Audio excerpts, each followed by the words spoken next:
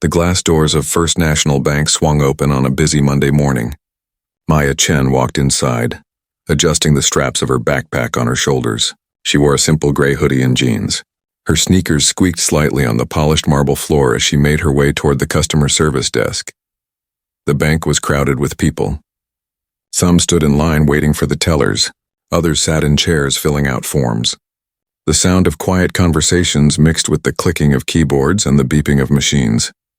Maya looked around, trying to find someone who could help her. She was 16 years old and had been to this bank many times before. Today she needed something specific.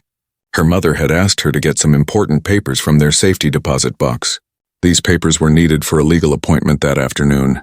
Maya's mother was out of the country on a work trip, so Maya had to handle this task alone. A man in a dark suit stood near the safety deposit box area. His name tag read, Derek Thompson, Senior Banking Associate. He had worked at this bank for 15 years and considered himself an expert at spotting trouble.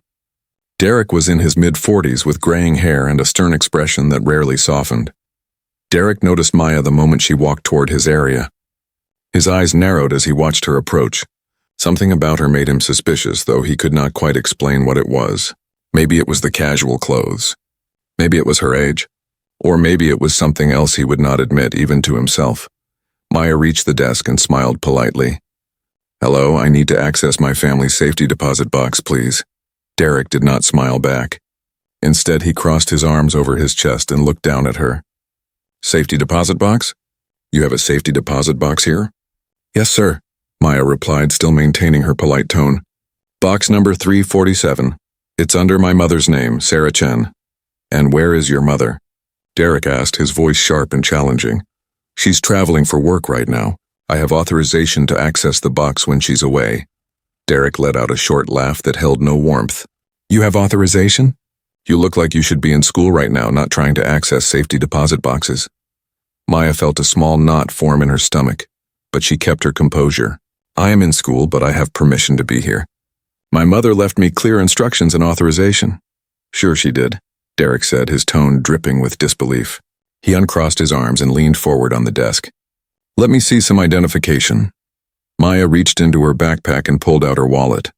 She handed Derek her driver's license. He took it and studied it for a long time, much longer than necessary. He held it up to the light as if checking for forgery. He compared the photo to her face multiple times. Maya stood there waiting, feeling more uncomfortable with each passing second. "This says you're only 16, Derek said, tapping the license with his finger. "Minors cannot access safety deposit boxes alone. That's bank policy." "Actually, minors can access them if they have proper authorization from the account holder," Maya explained calmly.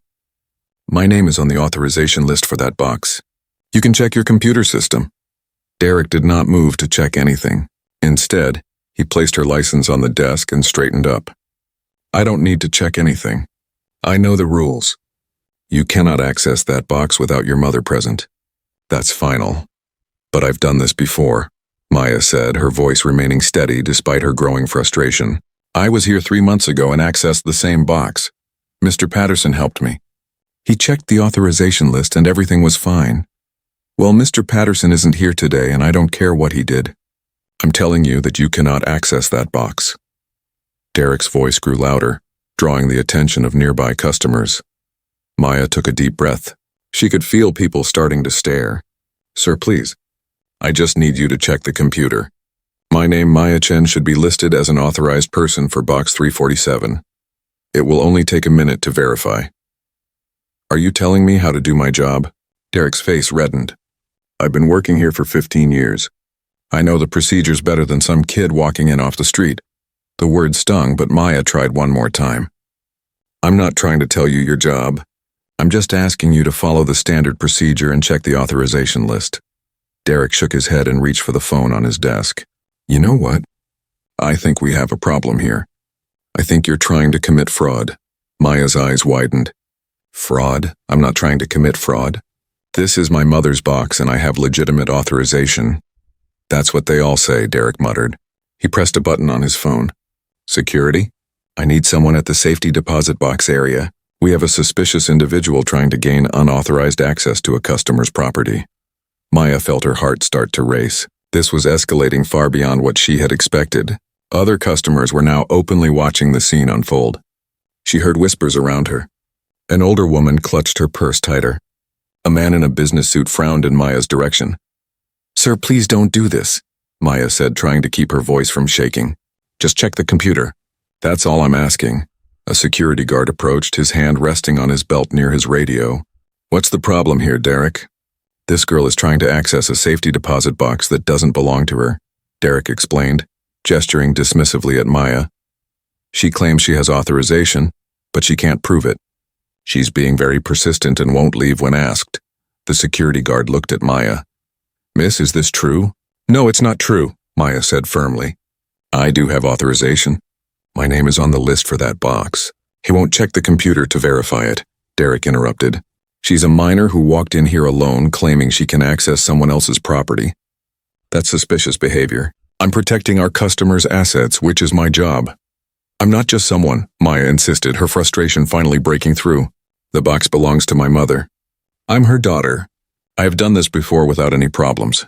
The security guard looked between Maya and Derek, uncertain. Derek seized the opportunity. "Look at her.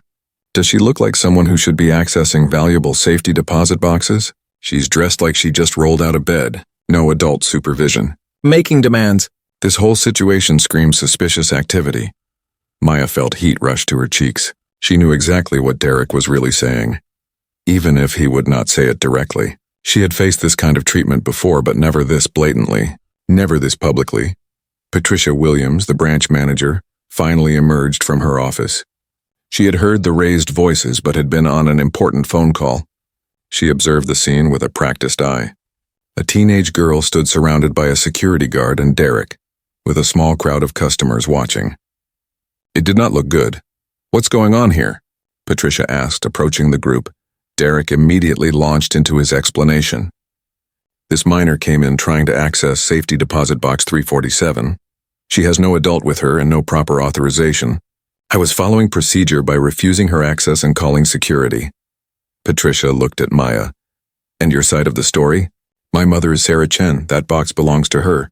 My name is Maya Chen, and I'm on the authorization list for that box. I just need someone to check the computer to verify it. I've accessed this box before without any problems." Patricia nodded slowly. "Derek, did you check the authorization list?" "I didn't need to," Derek replied quickly. The situation was clearly suspicious. She's a minor without supervision. I made a judgment call to protect our customer's property. "But you didn't verify her claim?" Patricia pressed. "I was following my instincts based on 15 years of experience," Derek said defensively. Maya spoke up, her voice stronger now. "Can someone please just check the computer? This whole situation could be resolved in 30 seconds if someone would simply look at the authorization list." Derek's face darkened. "Are you refusing to leave the bank? Because I can have you removed for trespassing, and if you continue to push this, I will call the police. They can sort this out at the station." The threat hung in the air. Maya felt every eye in the bank on her. She had tried being polite. She had tried explaining. She had tried staying calm. Nothing had worked. Derek had made up his mind about her the moment she walked in, and no amount of reasonable conversation would change that. Maya reached for her backpack, and the security guard tensed. She slowly pulled out her cell phone, making sure everyone could see what she was doing. "Fine," she said quietly. "If you're going to threaten me with police, then I need to make a phone call first." Derek smirked, thinking he had won. "Call whoever you want, but I'm giving you 5 minutes to leave this bank voluntarily, or I will have you forcibly removed and press charges. Your choice." Maya pressed a number on her phone and waited. The bank had gone quiet. Even the usual sounds of typing and conversation seemed to have stopped. Everyone was watching to see what would happen next. Derek stood with his arms crossed, a confident look on his face. He thought this young girl was about to call her parents and cry about how mean the bank employee had been. The phone rang twice before someone answered. Maya spoke clearly and calmly. "This is Maya Chen. I'm at First National Bank on 5th Street. I need assistance accessing our safety deposit box." The employee here is refusing to verify my authorization and has threatened to call the police." Derek rolled his eyes at Patricia. "Probably calling her mommy," he whispered, just loud enough for others to hear. A few people in line chuckled nervously. Maya ignored the comment. She listened to the response on the phone, then said, "Yes, I have my identification. Yes, I showed it to him. He won't check the authorization list. He's claiming I'm committing fraud." She paused, listening. "Okay, thank you. I'll wait right here." She ended the call and put her phone back in her pocket. Then she looked directly at Derek. "Someone will be here in about 10 minutes to help sort this out." 10 minutes? Derek laughed. "Who did you call? The President of the United States?" "Listen, kid, I don't care who you called. You have 5 minutes to leave and that time is almost up." Maya said nothing. She simply stood there, her backpack on her shoulders, waiting. The security guard looked uncomfortable. Patricia seemed uncertain whether to intervene further. The other customers whispered among themselves. The minutes ticked by slowly. Derek kept checking his watch, making a show of counting down the time. 4 minutes, he announced. Then 3 minutes. He seemed to be enjoying the drama. Maya remained calm on the outside, but inside her heart was pounding. She had been in uncomfortable situations before. She had faced teachers who assumed she was in the wrong without evidence. She had dealt with store employees who followed her around as if she might steal something. But this felt different. This felt more serious. Derek was not just being rude. He was actively trying to get her in legal trouble for doing something completely legal. At exactly 8 minutes after Maya's phone call, the glass doors of the bank opened. 2 people in dark suits walked in with purpose. They wore sunglasses despite being indoors. Their badges were visible on their belts. They looked around the bank until they spotted Maya. Derek saw them, and his confident expression grew even bigger. "Oh, you called the police. Perfect. Officers, this girl is trying to commit bank fraud. I want to press charges." The 2 people in suits walked directly to Maya. One of them, a tall woman with short hair, spoke first. "Maya Chen?" "Yes, that's me," Maya replied. The woman and her partner both pulled out identification cards and held them up. "I'm Agent Lisa Park, and this is Agent James Rodriguez. We're with the Federal Protective Service." Derek's smile faltered slightly, but he pushed forward. "Federal agents? Even better. This girl has been trying to access a safety deposit box that doesn't belong to her. She has no authorization, no adult supervision, and she's been very aggressive about demanding access." Agent Park looked at Derek with a neutral expression. "And you are?" "Derek Thompson. I'm a senior banking associate. I've worked here for 15 years. I know bank fraud when I see it, and this is clearly a case of attempted fraud." Agent Rodriguez turned to Maya. "Can you explain the situation from your perspective?" Maya took a breath and spoke clearly. "My mother is Sarah Chen. We have safety deposit box 347 at this bank. I'm listed as an authorized person for that box. I've accessed it before without problems. Today, Mr. Thompson refused to check the authorization list and accused me of fraud. When I asked him to simply verify my authorization in the computer system, he called security and threatened to have me arrested." "Did you check the authorization list?" Agent Park asked Derek directly. Derek shifted his weight. "I didn't need to. The situation was obviously suspicious. A minor alone demanding access to valuables. I was protecting our customers' assets." "But you didn't verify whether she actually had authorization?" Agent Rodriguez pressed. "I made a professional judgment based on my experience," Derek said, his voice becoming defensive. Agent Park nodded slowly. "Maya, do you have your identification with you?" "Yes, ma'am." Maya pulled out her driver's license and handed it to the agent. Agent Park examined it briefly, then handed it back. She reached into her jacket pocket and pulled out her phone. She made a quick call, speaking quietly. Derek could not hear what she was saying, but he watched with growing confusion. Then Maya did something that made Derek's confident expression completely disappear. She reached into her wallet and pulled out a small card. It was not a credit card or a student ID. It was a security clearance badge. Agent Park took the badge and examined it carefully. She showed it to Agent Rodriguez, who nodded. Then she looked at Derek. "Mr. Thompson, this badge identifies Maya Chen as a dependent of a high-ranking Department of Defense official with an active security clearance. Are you aware that making false accusations against the family members of DoD personnel can be a serious matter?" Derek's face went pale. His mouth opened, but no words came out. The security guard took a step back. Patricia Williams moved closer, her expression changing from uncertain to concerned. I didn't. She didn't show me that," Derek stammered. "You didn't give me a chance to show you anything except my driver's license," Maya said quietly. You made up your mind about me the moment you saw me. Agent Rodriguez spoke up.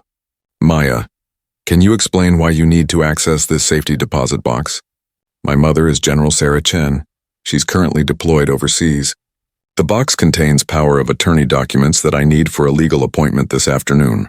My mother left clear instructions for me to retrieve these documents while she's away. My name has been on the authorization list for this box for over 2 years. General Sarah Chen? Patricia Williams suddenly spoke up, recognition dawning on her face. From the Department of Defense? Yes, Maya confirmed. Patricia's expression shifted from concerned to alarmed. She immediately turned to the nearest computer terminal and started typing rapidly. Her fingers flew over the keyboard as she pulled up the account information for Safety Deposit Box 347. Derek watched his manager with growing dread. He could see from her body language that something was very wrong. Patricia stared at the screen, her face growing redder with each second. Finally, she looked up at Derek with an expression of pure anger. Derek, her name is right here. Maya Chen has been listed as an authorized accessor for this box since April 2023. The notes show she has accessed this box 3 times previously without any issues. The last time was in August, and Tony Patterson documented the visit as routine and professional. The bank had gone completely silent. Every customer and employee was watching the scene unfold. Derek tried to salvage the situation. Well, how was I supposed to know? She should have told me her mother was a general. She should have shown me that clearance badge right away. Why? Maya asked, her voice soft but clear in the quiet bank. Why should I have to prove that I'm important to be treated with basic respect and dignity? Why should my worth as a person depend on my mother's job title? No one had an answer to that question. Agent Park spoke again, her voice professional but firm. Mr. Thompson, to be clear, you refused to follow standard banking procedures to verify this young woman's authorization. Instead, you made assumptions based on what exactly? What about her appearance or behavior made you so certain she was committing fraud? Derek looked around for support but found none. The security guard would not meet his eyes. Patricia was staring at him with obvious disappointment and anger. The customers who had been watching now wore expressions of understanding and some of sympathy, but it was directed at Maya, not at Derek. I was just doing my job, Derek said weakly. I was protecting the bank. By refusing to check a simple authorization list? Agent Rodriguez asked. That's not protecting anything. That's making assumptions. An elderly white woman who had been waiting in line stepped forward. Excuse me, but I was here when this all started. That man was rude to that poor girl from the very beginning. He didn't treat her the way he treats other customers. I've been coming to this bank for 30 years, and I've never seen an employee treat anyone so badly for just asking to access their own family's property. Other customers began to speak up too. A man in a business suit said, he called security before even checking if she was authorized. That's not following procedure. That's assuming she was guilty of something. A younger woman added, my teenage son comes here all the time to make deposits for me. No one ever questions him or threatens to call the police. Why was she treated so differently? The question hung in the air, heavy with unspoken meaning. Everyone in the bank knew the answer, even if they were uncomfortable saying it out loud. Patricia Williams took a deep breath. Mr. Thompson, I need you to step into my office immediately. But I was just... Now, Derek. Patricia's voice left no room for argument. Before Derek could move, Agent Park spoke again. We'll need to file a report about this incident. Maya is a DoD dependent, and any situation involving potential discrimination or harassment needs to be documented. Patricia nodded. Of course. I completely understand. Maya, I am so sorry about what happened here today. This is absolutely not how we treat our customers, and it's certainly not how we treat the family members of those who serve our country. Maya accepted the apology with a small nod, but her expression remained guarded. Patricia turned to another employee, a young woman who had been watching from behind a desk. Sandra, please help Maya access box 347 immediately, and please ensure she has everything she needs. Sandra hurried over, her face sympathetic. Of course. Right this way, Maya. I'm so sorry about all of this. As Maya followed Sandra toward the safety deposit box vault, she could hear Patricia speaking in a low, intense voice to Derek. My office now. We have a lot to discuss.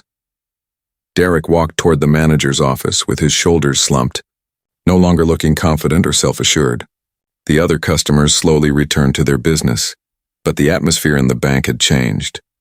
What had seemed like a normal Monday morning had turned into something no one would forget anytime soon. Patricia Williams closed her office door with more force than she intended. The sound echoed through the small room. Derek stood on the other side of her desk, his hands clasped in front of him. He no longer looked like the confident senior banking associate who had threatened Maya with arrest just minutes ago. Now he looked nervous and defensive. Patricia did not invite him to sit down. Instead, she walked to her computer and pulled up the security footage from the morning. The bank had cameras positioned throughout the building, including several that covered the safety deposit box area. She found the timestamp for when Maya had entered the bank and started the video. "Watch," Patricia said simply, turning the monitor so Derek could see. The footage showed Maya walking into the bank. Her body language was relaxed and casual. She looked around like any customer trying to figure out where to go. Then Derek appeared on screen. Patricia watched Derek's own face as he observed himself on camera. The video showed Derek approaching Maya with his arms crossed. Even without sound, his body language was clearly aggressive and unwelcoming. Maya's posture became more defensive as she responded to whatever Derek was saying. The footage showed her pulling out her driver's license and handing it to him. Derek held it for an unusually long time, examining it under the light repeatedly. Standard procedure is to check identification and then verify authorization in the system, Patricia said, her voice cold. "Why didn't you check the system?" "I told you I thought the situation was suspicious," Derek replied, but his voice lacked conviction. "Based on what evidence?" Patricia asked. "What specifically about this situation made you think it was suspicious?" Derek shifted his weight from one foot to the other. "She's young. She was alone. She was dressed casually. It just seemed off." Patricia paused the video and pulled up another file on her computer. "Let me show you something else." She clicked through several folders until she found what she was looking for. It was footage from 3 weeks earlier. The video showed a teenage boy probably around Maya's age approaching the same area. He wore a t-shirt and shorts. Derek was visible in the frame. He greeted the boy with a smile, checked his ID briefly, and then helped him access a safety deposit box. The entire interaction took less than 5 minutes and appeared friendly and professional. "This is Ethan Williams. He's 16 years old. He was accessing his grandmother's safety deposit box to get some documents for her. You helped him without any problems. You didn't call security. You didn't accuse him of fraud. You didn't threaten to have him arrested. Can you explain the difference between these two situations?" Derek stared at the screen, his face growing redder. "That was different. How was it different?" Patricia pressed. "He was the same age. He was alone. He was dressed casually. He was accessing someone else's box. So what exactly was different?" The silence that followed was heavy and uncomfortable. Derek knew the answer. Patricia knew the answer. Everyone who had watched the incident in the lobby knew the answer. But Derek could not bring himself to say it out loud. "Let me help you understand something," Patricia continued, her voice sharp. "I have been the manager of this branch for 7 years. During that time, I have received complaints about your behavior." "Do you know how many?" Derek did not answer. 3 official complaints, Patricia said, all from customers of color. The first was 2 years ago from a black businessman who said you made him wait an unreasonable amount of time and questioned his right to access his own account. The second was 18 months ago from a Latina woman who said you spoke to her rudely and implied she might be trying to commit fraud when she wanted to make a large deposit. The third was 6 months ago from an Asian couple who said you refused to help them set up an account until they could prove they were legal residents. Derek's face went pale. I explained all of those situations. There were valid reasons for my concerns in each case. Were there? Patricia opened another file. Because HR required you to attend sensitivity training after the 3rd complaint. You completed that training 4 months ago. Do you remember what you were supposed to learn? To treat all customers equally, Derek muttered. And have you been doing that? Patricia asked. Derek said nothing. Patricia closed the files and turned to face Derek directly. Here's what I see. I see a pattern of behavior. I see an employee who treats certain customers with suspicion and hostility, while treating other customers with respect and courtesy. I see someone who makes assumptions based on how people look, rather than following standard procedures. And today, I saw you threaten a teenage girl with arrest rather than simply checking a computer to verify her authorization. That's not just bad customer service, Derek, that's discrimination. I never said anything about race, Derek protested. I never used any slurs or made any racist comments. I was just doing my job. Discrimination doesn't require using slurs, Patricia explained, her voice tired. Discrimination happens when you treat people differently based on their race, ethnicity, or appearance. You don't have to say racist words for your actions to be racist. Derek looked down at his shoes. He still would not accept what Patricia was saying, but he could no longer argue with the evidence in front of him. Patricia picked up her phone and dialed a number. Tom? It's Patricia at the 5th Street branch. We have a serious situation here that needs your immediate attention. She paused, listening. Yes, I'll explain everything when you get here. How soon can you arrive? Another pause. Thank you. I'll be waiting. She hung up and looked at Derek. Tom Bradford is the regional director. He's on his way here now. In the meantime, you're suspended from all customer-facing duties. Go to the break room and wait there until Tom arrives. Suspended? Patricia, that's not fair. I was trying to protect the bank. No, Derek. You were making assumptions and treating a customer badly based on those assumptions. Now go to the break room. We'll discuss your employment status after Tom gets here. Derek left the office, his shoulders slumped. Patricia sat down at her desk and put her head in her hands. She had failed. She knew she had failed. 3 complaints over 2 years, and she had not taken strong enough action. She had sent Derek to training, hoping that would fix the problem. She had given him warnings, believing he would change. But nothing had changed, and now a teenage girl had been humiliated in front of a lobby full of people because Patricia had not done her job as a manager. There was a soft knock on the door. Come in, Patricia called. Agent Park entered, closing the door behind her. I wanted to check on what happens next. We need to file a report about this incident, and I want to make sure the bank is taking it seriously. We're taking it very seriously, Patricia assured her. I've suspended Derek and called our regional director. This situation is beyond my authority to handle alone. Agent Park nodded. Good, because I need to be clear about something. General Chen is a highly respected officer with a distinguished career. Her daughter is a DoD dependent with security clearance protocols.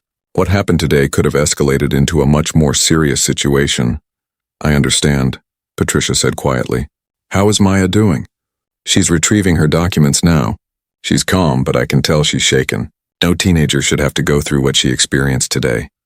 Patricia felt another wave of guilt wash over her. Please tell her again how sorry I am. This is not who we are as a bank. Or at least it's not who we should be. Agent Park studied Patricia for a moment. With respect, Ms. Williams, maybe it is who you are. Maybe not intentionally. But the fact that this employee had a pattern of behavior and was still working here suggests that the bank has been tolerating discrimination rather than confronting it. The words stung, but Patricia could not argue with them. You're right. We should have done more after the previous complaints. I should have done more.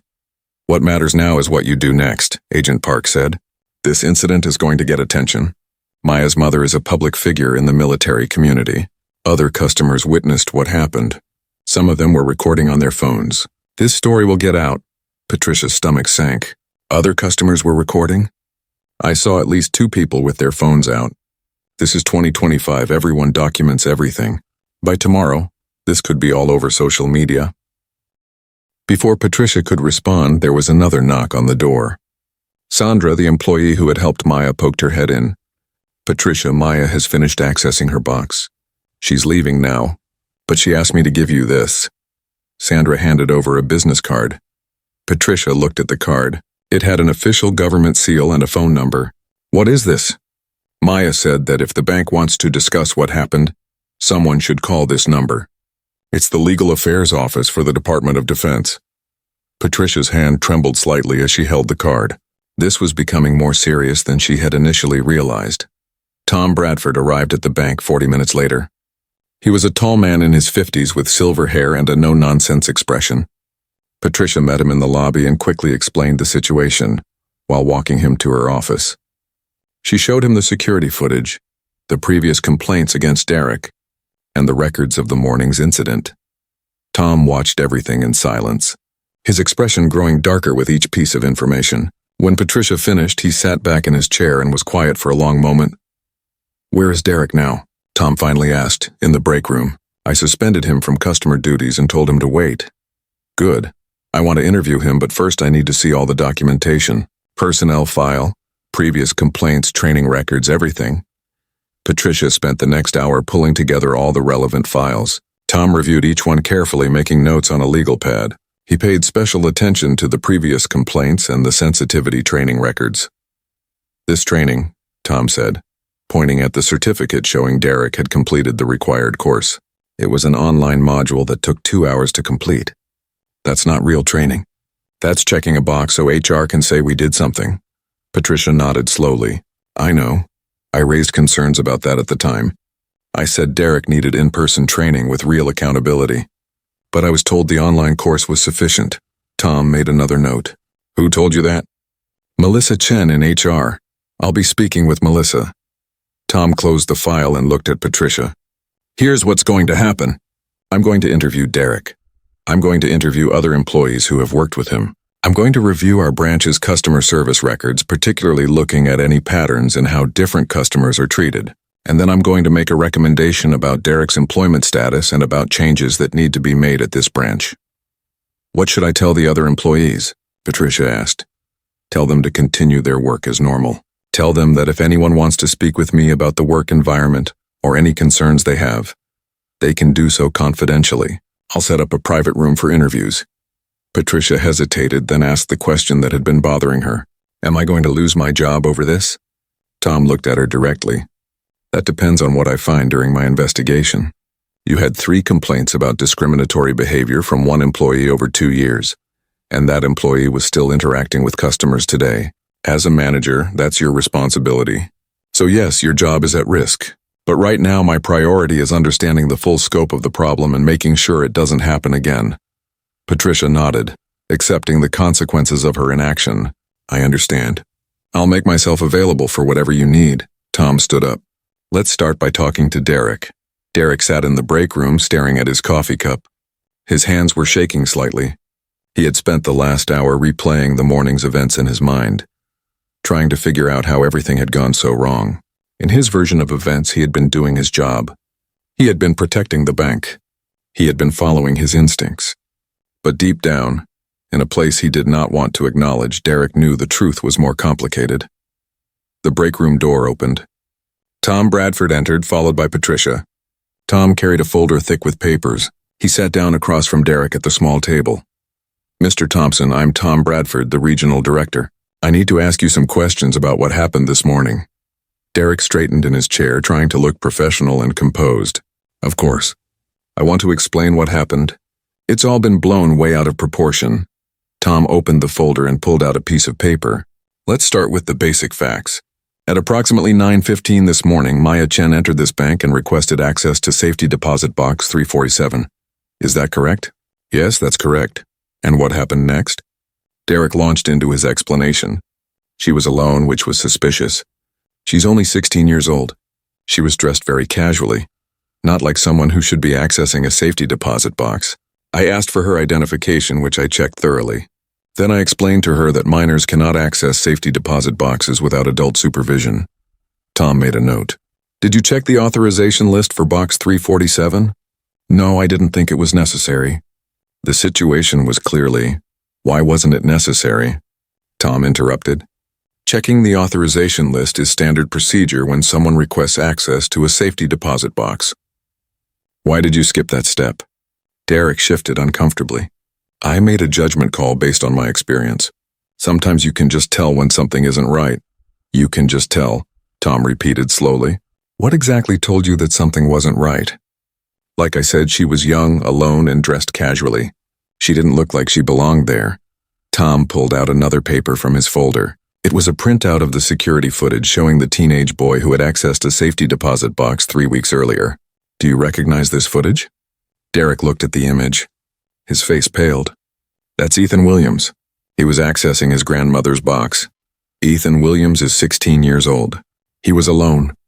He was wearing a t-shirt and shorts. You helped him access the box without any problems. You didn't check whether he looked like he belonged there. You didn't call security. Can you explain why you treated Maya Chen differently? That was a different situation, Derek said, his voice rising slightly. How was it different? Be specific.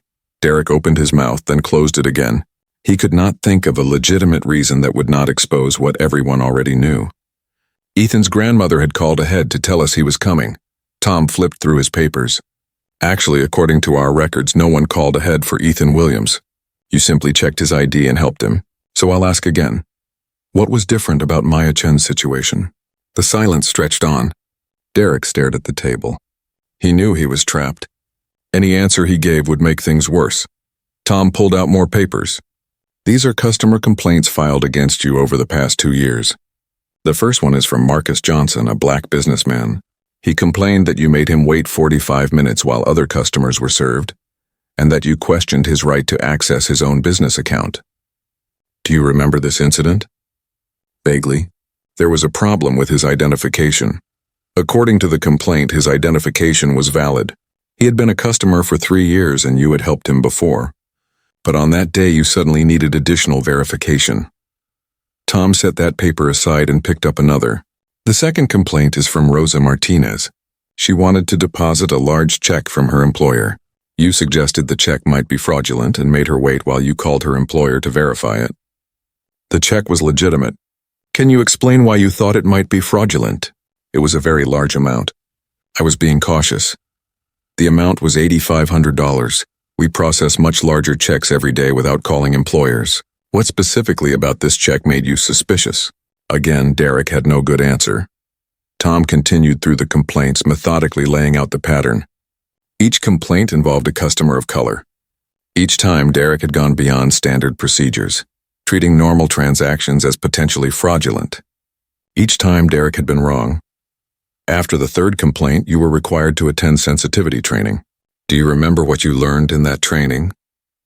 I learned about treating customers equally and not making assumptions, Derek recited, sounding like a student repeating a lesson he did not really understand. And did you apply those lessons? I tried, but sometimes you have to use your judgment. You can't just follow rules blindly. Tom leaned forward. Let me be very clear about something, Mr. Thompson. Following procedures is not following rules blindly. Checking an authorization list takes 30 seconds. That's not blind adherence to rules. That's doing your job properly. But you chose not to check the list. Instead, you accused a teenage girl of fraud called security and threatened to have her arrested, all because you made assumptions about her based on how she looked. I never said anything about her race, Derek protested. I never used any racist language. I was just following my instincts. Your instincts that somehow only trigger when you're dealing with customers of color? Tom asked pointedly. Mr. Thompson, discrimination doesn't require using slurs. It doesn't require conscious racist thoughts. It happens when you treat people differently based on their race or appearance, whether you intend to or not. And your pattern of behavior shows a clear difference in how you treat white customers versus customers of color. Derek's face flushed red. That's not fair. You're making me out to be some kind of racist, and I'm not. I have nothing against any race. I was just trying to protect the bank. Tom closed the folder. Let me tell you what's going to happen now. I'm going to interview other employees at this branch. I'm going to review your complete employment history. I'm going to examine every complaint we have on file. And then I'm going to make a recommendation about your continued employment here. You're going to fire me over one mistake? Derek's voice rose. After 15 years of loyal service, after everything I've done for this bank? This isn't about one mistake, Tom said firmly. This is about a pattern of behavior spanning years. This is about a situation that could expose this bank to serious legal consequences. Do you understand that Maya Chen is the daughter of a United States Army general? Do you understand that you accused a DoD dependent of fraud without any evidence? Do you understand that this incident could become a public relations nightmare for this bank? Derek's anger deflated into fear. I didn't know who she was. How was I supposed to know? You weren't supposed to know, Tom replied. You were supposed to treat her with the same courtesy and respect you show every customer, regardless of who her mother is or what she looks like. That's the point you keep missing. Tom stood up. You're suspended pending the completion of my investigation. You'll receive information about the investigation process and your rights as an employee. Until this is resolved, you're not to contact any employees at this branch and you're not to come to this location. Do you understand? Derek nodded slowly, the reality of his situation finally sinking in. His career at the bank, the job he had held for 15 years, was hanging by a thread. And deep down he knew that thread was about to snap. After Derek left the building, Tom spent the rest of the day interviewing employees. He started with the tellers, then moved to the customer service representatives, and finally spoke with the other banking associates. What he learned painted a troubling picture. Sandra Chen, the employee who had helped Maya access her box after the incident, was the first to speak openly. "I've worked here for 3 years," she told Tom in the privacy of Patricia's office. "Derek has always made me uncomfortable. He makes comments about my name, asking if I'm related to every Asian customer who comes in. He thinks it's funny," Tom made notes. "Have you reported these comments?" "Once to Patricia. She said she would talk to Derek about it. I don't know if she ever did, but the comments continued. Eventually, I just learned to avoid him when possible." "Are there other employees who have experienced similar treatment?" Sandra hesitated, then nodded. "Jamal Washington, one of the tellers. Derek has made comments about his hair, his clothes, and his music choices, always trying to sound like he's joking, but the jokes have an edge to them." Tom interviewed Jamal next. The young man was initially reluctant to speak, worried about causing trouble. But when Tom assured him that his feedback was confidential and important, Jamal opened up. "Look, I need this job," Jamal said. "So I've learned to just take it when Derek makes his comments. He's been here forever and I've only been here for a year. I figured nobody would believe me anyway." "What kind of comments does he make?" Jamal looked uncomfortable. "He calls me brother and my man in this weird voice like he's trying to sound cool. He asks if I can get him tickets to rap concerts. One time he saw me eating lunch and asked if it was soul food. I was eating a turkey sandwich. Did you report this? No, like I said, I need this job. And I've seen what happens when people complain about Derek. Nothing changes. He gets sent to some online training and then everything goes back to normal." Tom interviewed 6 more employees throughout the afternoon. Each one had a story. Some had experienced Derek's behavior directly. Others had witnessed how he treated customers. All of them had noticed patterns, but few had felt empowered to speak up. By late afternoon, Tom had a clear picture. Derek was not just one employee who had made one mistake. He was a symptom of a larger problem. The bank had created an environment where discriminatory behavior was tolerated, as long as it was not too obvious. Employees who complained were not taken seriously. Managers like Patricia dealt with problems through minimal actions like online training courses, hoping issues would resolve themselves. Tom's phone rang. It was Melissa Chen from the corporate HR department. "Tom, I heard about the situation at the 5th Street branch. How bad is it?" Tom stood up and walked to the window, looking out at the street below. "It's bad, Melissa. We have an employee with a documented pattern of discriminatory behavior toward customers and coworkers. We have a branch manager who received multiple complaints but didn't take adequate action. And we have an incident this morning that could result in legal action and serious damage to the bank's reputation. What's your recommendation?" "I need another day to complete my investigation, but preliminary assessment suggests we need to terminate Derek Thompson's employment. We also need to seriously review Patricia Williams' performance as a manager. Beyond that, we need to overhaul our diversity and inclusion training, create better reporting mechanisms for discrimination complaints, and conduct a full audit of customer service practices across all branches." Melissa was quiet for a moment. "That's a significant undertaking. Yes, it is. But the alternative is waiting until the next incident, which could be even worse. This morning we threatened to arrest a teenage girl for trying to access her own family's property. She happens to be the daughter of a military general, which makes this particularly serious. But even if she were nobody's daughter, what happened was wrong. We need to fix this." "All right," Melissa said. "Do what you need to do. I'll start preparing for the changes you're recommending. And Tom? The CEO is going to want a full report on this." "I know. I'll have it ready." Tom hung up and returned to his notes. Tomorrow he would complete the investigation and make his final recommendations. But the outcome was already clear in his mind. Derek Thompson's career at First National Bank was over. The story spread faster than anyone at First National Bank could have imagined. By Tuesday afternoon, less than 24 hours after the incident, the video had been shared thousands of times across social media. The hashtag #BankingWhileBlack was trending nationwide. News websites picked up the story. Local television stations requested interviews. The bank's corporate offices were flooded with phone calls from angry customers and concerned citizens. Maya sat in her living room, scrolling through her phone with mixed feelings. She had not wanted this level of attention. She had simply wanted to retrieve some documents from a safety deposit box. But several customers who had witnessed the incident had posted their videos online. And now her experience was being discussed by strangers across the country.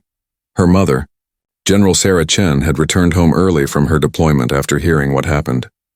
She sat beside Maya on the couch, reading through some of the comments on social media. Some were supportive. Others were cruel. Many people were angry on Maya's behalf, but some accused her of playing the victim or using her mother's position for sympathy. "How are you doing with all of this?" General Chen asked, setting her phone down.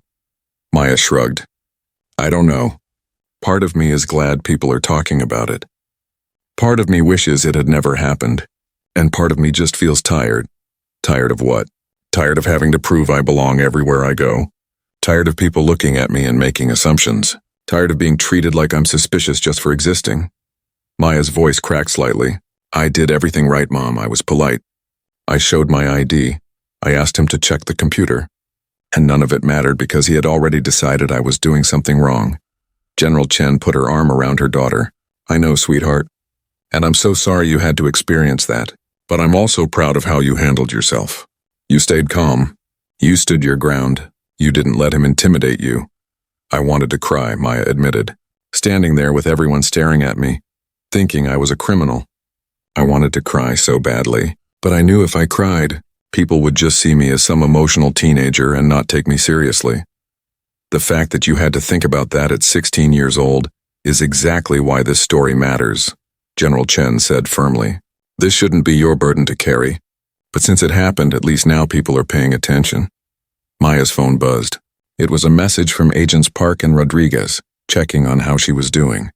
Then another message came in, this one from the local NAACP chapter, asking if Maya would be willing to speak at an upcoming community meeting about discrimination in banking. "They want me to speak publicly about what happened," Maya said, showing her mother the message. "What do you want to do?" "I don't know. Part of me wants to just move on and forget about it. But another part of me knows that if I don't speak up, nothing will change. Derek will get fired, and everyone will say the problem is solved. But the problem is bigger than one racist bank employee." General Chen nodded. "You're absolutely right. The problem is systemic, but speaking out is a big decision, and you don't have to make it right now. Take your time and think about what you want." While Maya was processing her options at home, Tom Bradford was completing his investigation at the bank. He had spent the morning reviewing customer service records, looking for patterns in how different customers were treated. What he found was disturbing. The data showed clear disparities. Customers with ethnic-sounding names waited longer for service on average. They were more likely to have their transactions questioned or flagged for additional verification. They received fewer promotional offers for premium services. The patterns were not extreme enough to be obvious to any single customer, but when viewed collectively, they painted a picture of systemic bias. Tom called a meeting with all the branch employees. They gathered in the conference room, nervous and uncertain about what was going to happen. Tom stood at the front of the room with a presentation ready on the screen behind him. "Thank you all for being here," Tom began. "I know the past 2 days have been difficult and stressful. I want to start by being clear about something. The situation with Maya Chen was not an isolated incident. My investigation has revealed that we have systemic problems with how we treat customers at this branch." He pulled up a slide showing the customer service data. "These numbers tell a story. They show that we have been treating different customers differently based on factors that should not matter. Race, ethnicity, and appearance have influenced how we provide service, and that is completely unacceptable." Some employees looked shocked. Others looked down at the table, as if they had suspected this but never wanted to acknowledge it. "Derek Thompson's employment with First National Bank has been terminated," Tom announced. He was fired for cause due to multiple policy violations, discriminatory behavior toward customers and colleagues, and failure to follow standard banking procedures. "This decision is final." A few employees nodded, others remained silent. Sandra looked relieved. But this is not just about Derek, Tom continued. This is about all of us. Every single person in this room needs to look at how we do our jobs and ask ourselves if we're treating all customers equally. Are we making assumptions based on appearance? Are we applying policies consistently? Are we creating an environment where everyone feels welcome? Jamal raised his hand. What about management? If Derek had all these complaints, why wasn't more done earlier? Tom appreciated the direct question. That's a fair question. The truth is that management, including myself, failed to address these problems adequately. We treated each complaint as an isolated incident, rather than seeing the pattern. We relied on minimal interventions like online training courses instead of real accountability. That was wrong, and we're going to fix it. What kind of changes are you talking about?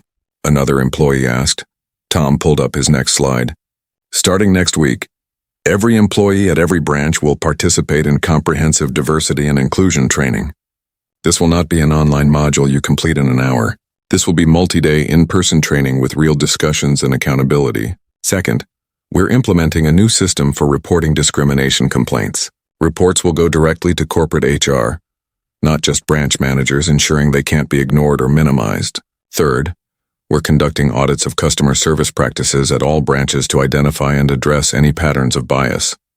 He paused, looking around the room. I know some of you might think this is an overreaction to one incident, but it's not.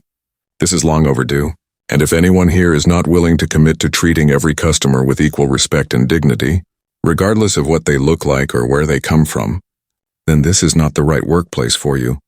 The meeting continued for another hour, with Tom answering questions and listening to concerns. Some employees shared their own experiences with discrimination, either as targets or witnesses. Others admitted they had not noticed the problems until now. By the end, Tom felt cautiously optimistic that real change might be possible. Meanwhile, at the bank's corporate headquarters downtown, the executive team was dealing with the public relations fallout. The CEO, Margaret Thompson, no relation to Derek, had issued a public apology statement, but it had not been well received. Critics said it was too vague and did not take enough responsibility. Margaret called an emergency meeting with her senior leadership team.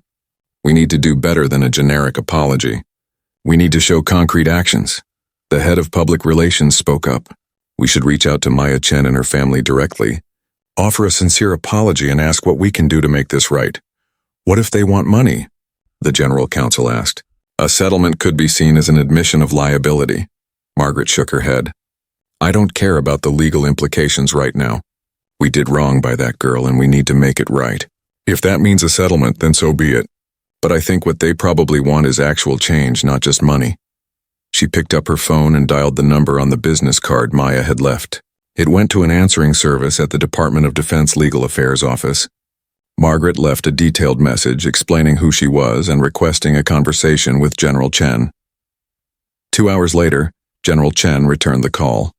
The conversation was professional but tense. General Chen, I want to start by offering my sincere apology for what your daughter experienced at our bank, Margaret said. There is no excuse for how she was treated. We failed her, and we failed our responsibility as a community institution. I appreciate the apology, General Chen replied, her voice measured. But apologies are easy. What I want to know is what you're going to do to prevent this from happening to other people's daughters.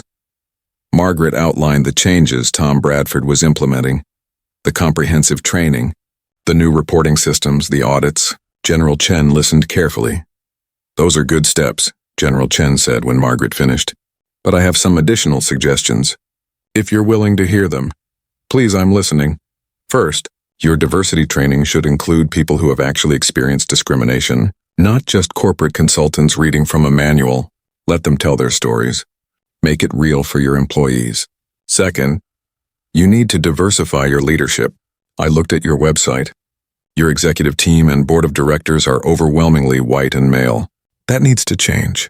Third, you should create an advisory board made up of community members, particularly from communities of color, who can provide ongoing feedback about how the bank is serving all customers.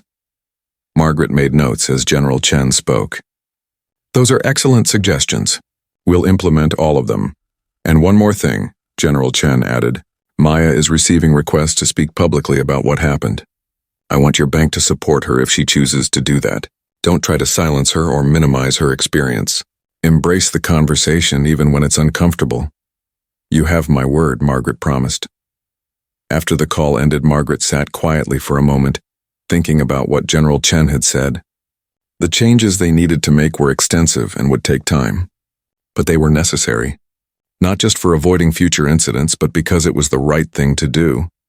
Back at the 5th Street branch, Patricia Williams was packing up her personal items from her office.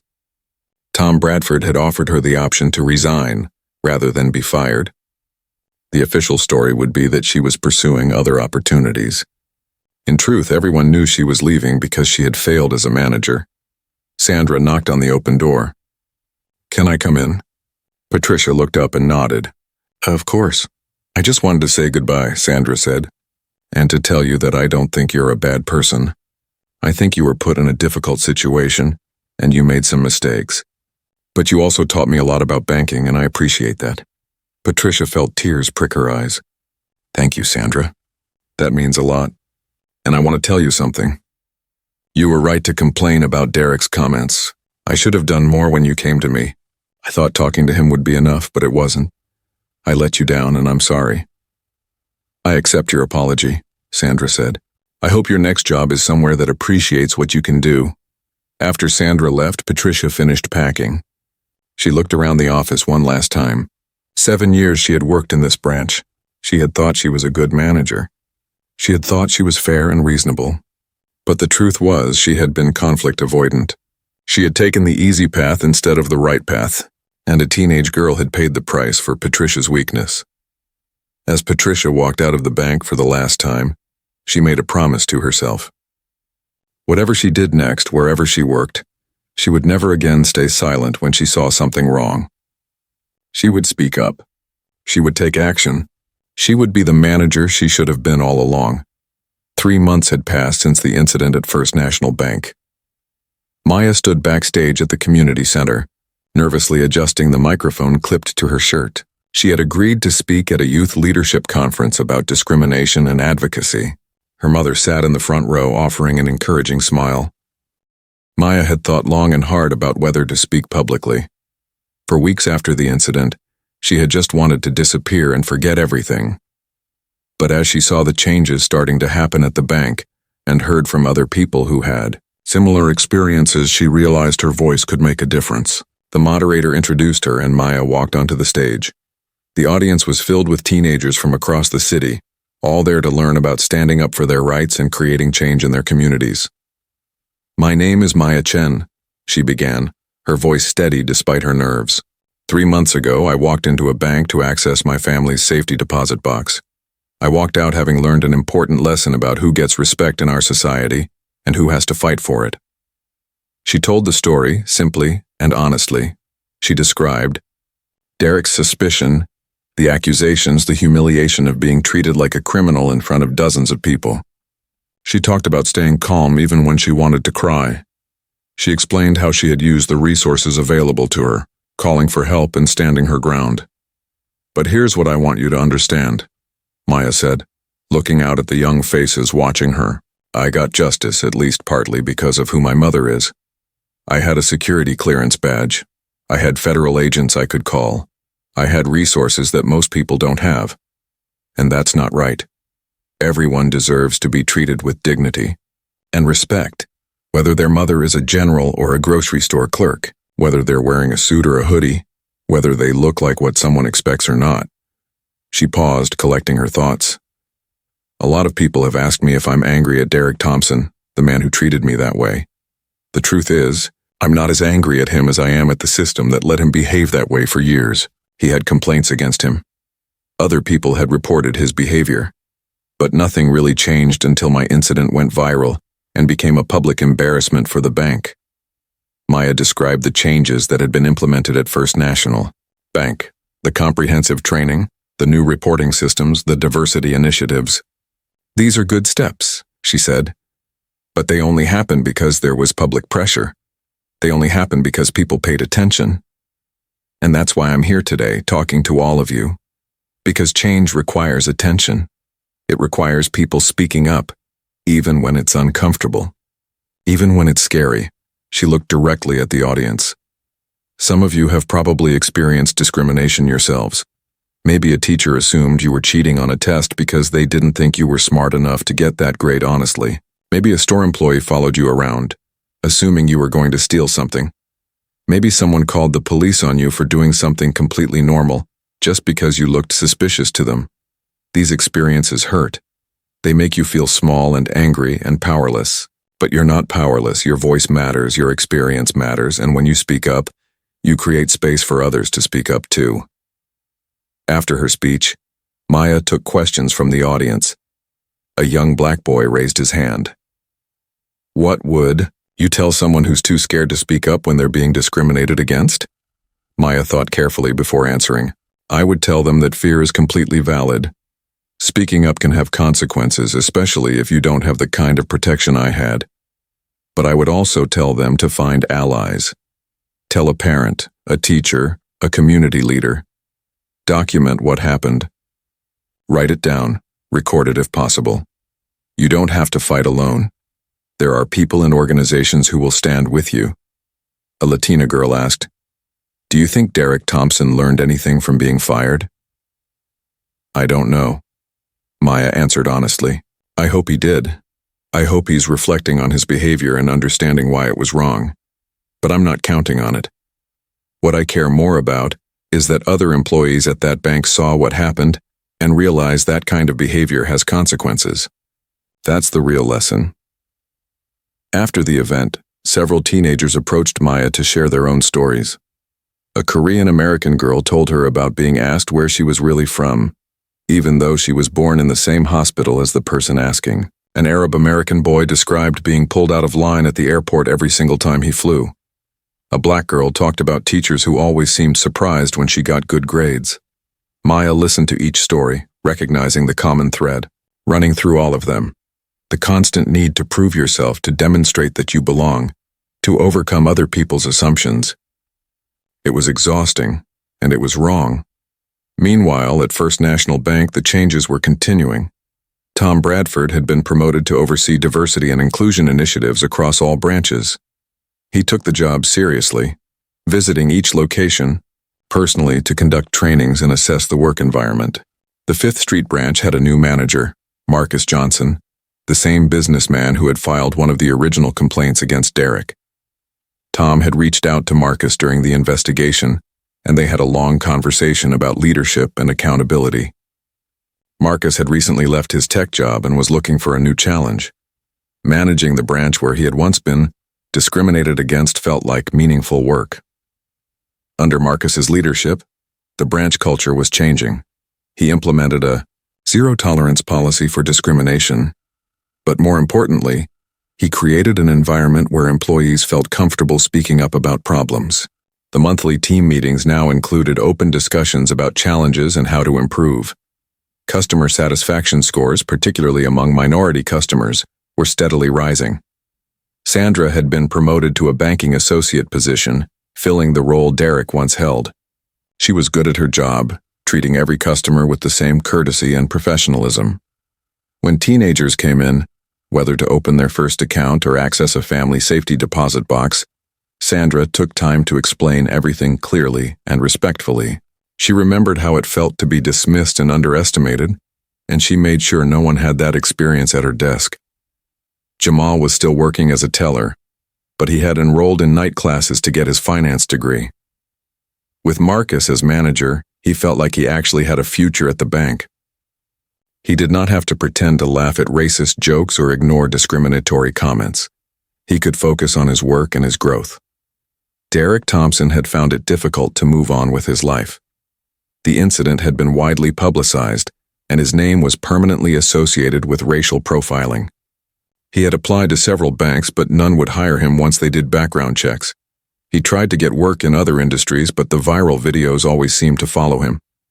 Eventually, Derek left the financial services industry entirely and took a job in warehouse management. He told himself he was the victim of cancel culture, that he had been unfairly scapegoated for one mistake.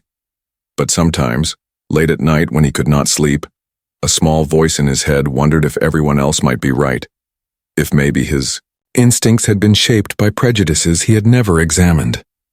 If maybe the assumptions he made so automatically were not as neutral as he had always believed, he never reached out to apologize to Maya. He told himself it would not make a difference, that she probably did not want to hear from him anyway. The truth was that he was too ashamed to face what he had done.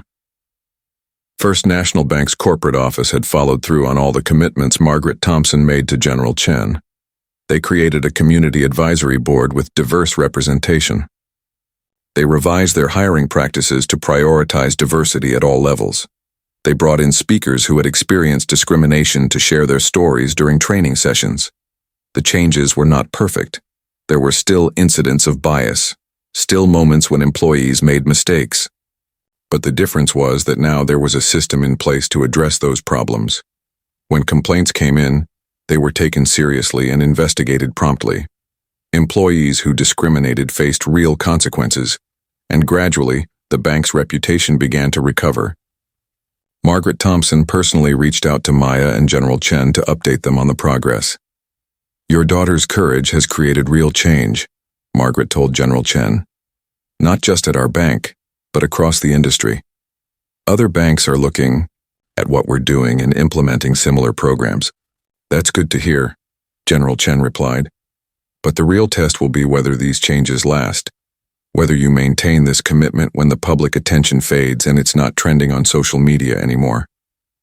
"We will," Margaret promised. "We've learned that doing the right thing is not just good ethics, it's good business. Our customer base is diverse. Our employees are diverse. We need to reflect that in everything we do." 6 months after the incident, Maya returned to the 5th Street branch for the first time. She needed to access the safety deposit box again, this time to retrieve some documents for a college application. She hesitated at the door, memories of that awful morning flooding back. But when she walked inside, everything felt different. The first person she saw was Sandra, who smiled warmly and waved. Marcus came out of his office to greet her personally. "Maya, it's good to see you," Marcus said, shaking her hand. "I want you to know that what happened to you here will never happen again. Not on my watch." "Thank you," Maya said, meaning it. Sandra helped her access the box, and the entire process was smooth and professional. As Maya was leaving, she noticed a poster on the wall. It was part of the bank's new diversity campaign, featuring real customers and employees of various backgrounds. The message was simple: everyone deserves respect. Everyone belongs here. It was not perfect. It did not erase what had happened. But it was something. Maya walked out of the bank into the bright sunshine. She took a deep breath, feeling a weight lift from her shoulders. She had not realized how much anxiety she had been carrying about returning to this place. But now, seeing the changes that had been made, hearing the sincerity in Marcus's voice, she felt hopeful. Her phone buzzed with a message from a journalism student at the local university. They were writing a paper about her story and wanted to interview her. Maya smiled and typed a quick response, agreeing to meet. She had learned something important through this experience. One person speaking up might not change everything, but it could start something.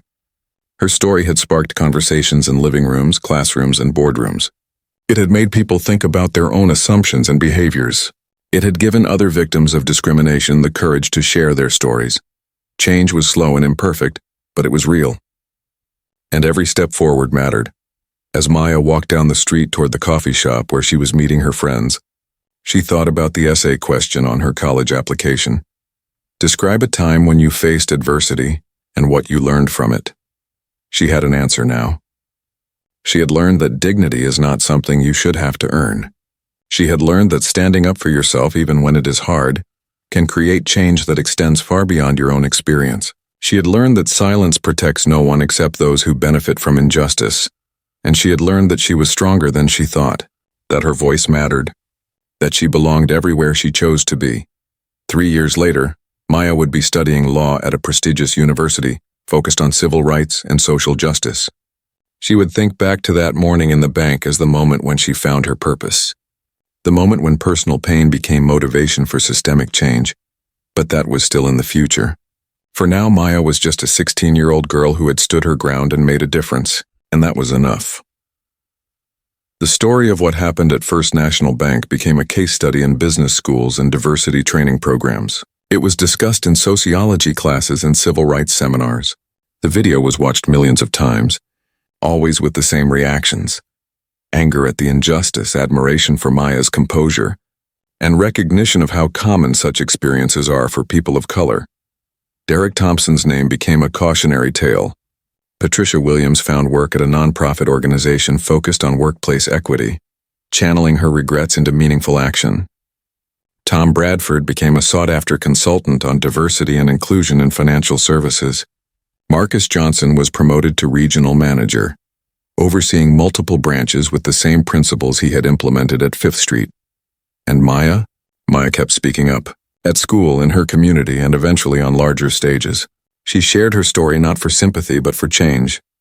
She spoke not just for herself, but for everyone who had been dismissed, suspected, or dehumanized because of how they looked.